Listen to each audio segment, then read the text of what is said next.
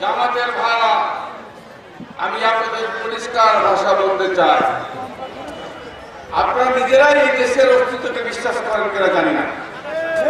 সবার আগে আপনাদের উচিত বাংলাদেশের স্বাধীনতার পক্ষে আপনারা বিপক্ষে, যদি পক্ষে না বিপক্ষে এটা বাংলাদেশের মানুষের কাছে আপনারা স্পষ্ট করেন।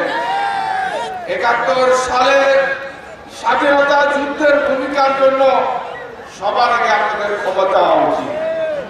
আপনারা ক্ষমা না চেয়ে বিএনপিকে আক্রমণ করেন, আমি আপনাদের হুঁশিয়ার করে দিতে চাই।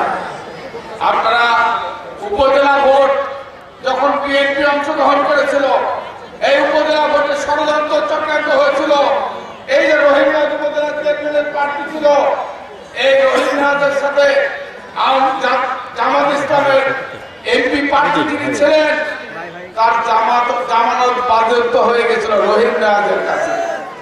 অতএব আমি আপনাদের বলে দিলাম, আপনাদের আগে আপনাদেরকে স্পষ্ট করতে হবে বাংলাদেশের স্বাধীনতার পক্ষে না বিপক্ষে, এটা পরিষ্কার করে দয়া করে বিএনপির বিরুদ্ধে আক্রমণ করে কথা বলবেন।